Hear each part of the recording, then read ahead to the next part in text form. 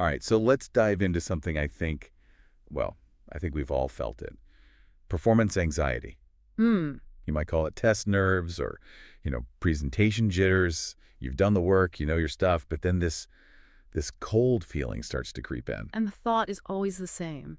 Exactly. You're going to forget everything. It's a kind of cognitive hijacking, really. Yeah. Your brain's emotional centers just get so overwhelmed that they shut down your access to memory. For any high performer, any learner, that fear of losing the data you worked so hard to store, that's the absolute worst case scenario. And that's what we're getting into today. We're doing a deep dive into this one really elegant piece of source material. This is a short conversation we're calling Maternal Comfort or Test Anxiety. Right, and it looks simple on the surface, just a mom and a daughter talking. But we're not just here for the feel-good moment. We're going to reverse engineer it. We want to see the mechanics of Yeah. what makes it so effective. Our mission, really, is to pull out the exact verbal strategies being used. This isn't just a nice chat. I'd almost call it an algorithm for moving someone from a state of panic to a state of clarity and control.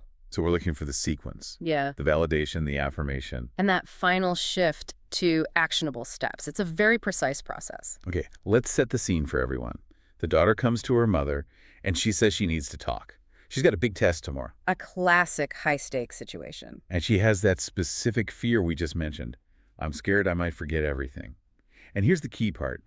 She says she's already done all her revision. So the work is done. The doubt is purely psychological. And this is where the mother's response is so critical. The first few seconds determine everything. Right. She needs to build that safety net fast. So we're watching for validation first. Let's zero in on that first move. The daughter lays out the fear, and the mother's first words are, "Of course, dear." And then, "I understand. Tests can be stressful." That is just, it's perfect. The of course is about availability. It says, I'm here, you have my full attention. But that second sentence, tests can be stressful. That's the pivot. Why is that so important? It seems. I don't know, a little obvious. It normalizes the feeling. It takes the burden off the daughter. But wait, if someone's panicking, wouldn't you want to jump right to the solution?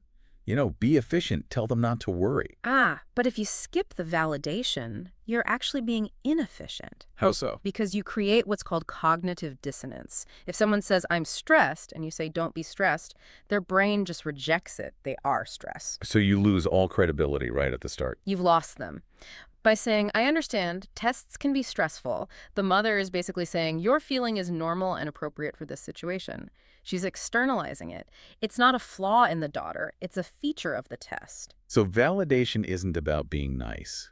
It's a tactical move to clear a path for logic. Precisely.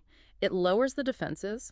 It helps quiet down the amygdala, the brain's alarm system, and lets the prefrontal cortex, the logical part, come back online. I can see this applying everywhere. In a professional setting, too.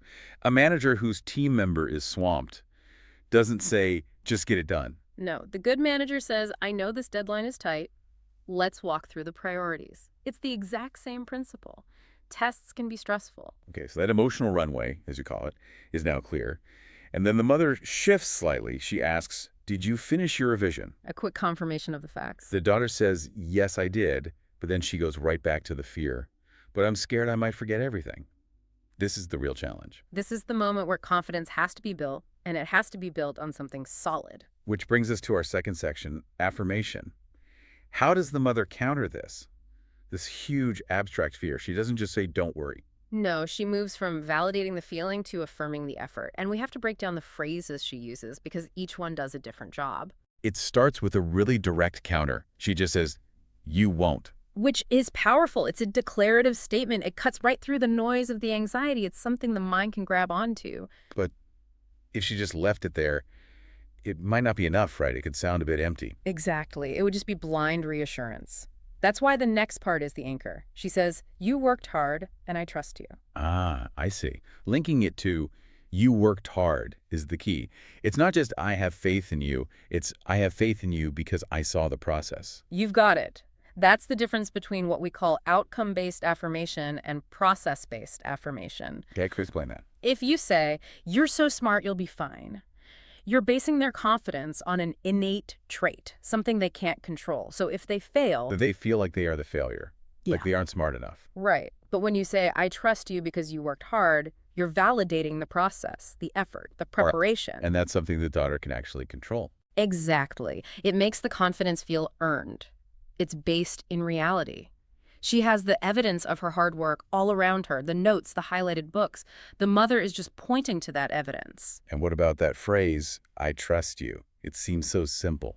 But it's so weighty, it communicates relational safety. It's not just, I believe in you. It's, I have observed your competence and dedication, and I am formally endorsing it. It's a powerful statement of belief from a trusted source. And this whole combination, the direct you won't, followed by the reason you worked hard and sealed with I trust you, it creates this psychological safety net. Very strong one. And we see it work immediately in the source. The daughter's response is, thank you, Mom. I always feel better after talking to you. The shift has happened. The anxiety is down. The mind is clear. Now, this is where I think a lot of these conversations can go off the rails. You could get stuck here talking about the feelings over and over. Right. But the mother is incredibly efficient. She doesn't linger. The emotional fire is out, so she immediately pivots to practical physical preparation. And crucially, as you said, it's non-academic. She does not say, okay, let's review your notes one last time. Thank goodness, that would be the worst thing to do. Why? Wouldn't that be a logical way to confirm she knows the material? No, because it would just reintroduce the anxiety. It would remind her of the sheer volume of information and invite her to start searching for gaps in her knowledge. It turns the focus back to the uncontrollable outcome. Instead, the goal now is to restore a sense of control over the immediate moment. Exactly. You shift the locus of control from external, the test, to internal, small, achievable tasks. So the mother gives her 3 very simple instructions. She says, now relax, have some water, and get good sleep. Deceptively simple, but let's break down why that's genius. Okay, water and sleep. We all know they're good for you, but why are they the superior strategy right here, right now? Because they're about optimizing the hardware, not the software. The knowledge the software is already loaded.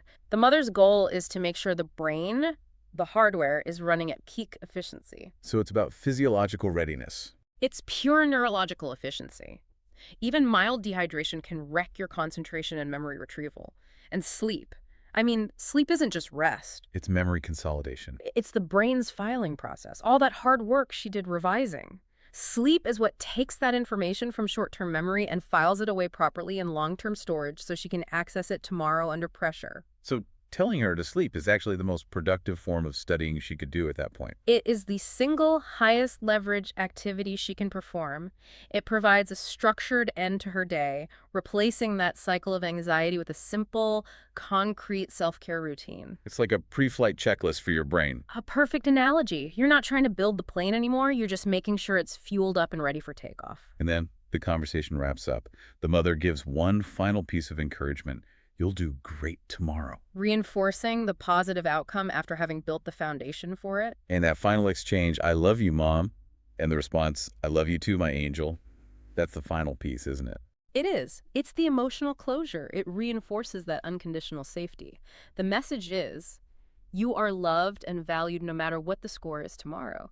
Your worth is not tied to your performance. So when you put it all together, this isn't just a sweet conversation. It's a masterful blueprint for managing high-stress moments. It really is. And if we synthesize it for you, the listener, it's a 4-step strategy. It's fast and it's effective.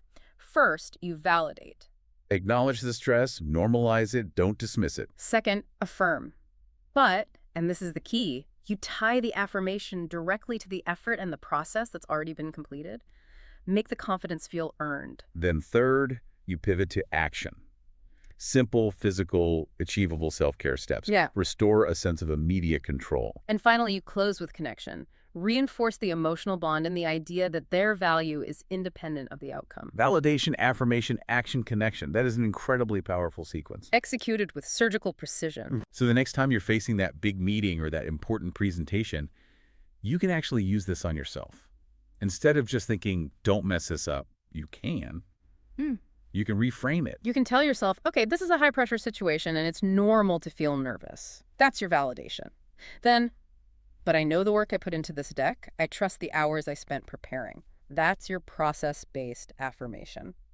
And that leads us to our final thought for you to take away from this deep dive. We've established that relax, water, and sleep is the perfect anchor for test anxiety. So the question for you is, What's your equivalent? What is the professional or personal equivalent that you can use in the 5 minutes before your next high-stakes moment? It has to be something simple, something you can control. It could be stepping outside for just 30 seconds of fresh air. It could be reviewing one single slide, your opening hook and nothing else. Or it might just be taking 3 slow, structured breaths. Find that one simple ritual, that physical anchor that shuts out the noise. And use it as the final signal to your brain that the preparation is complete. The work is done. Now all you have to do is trust your process.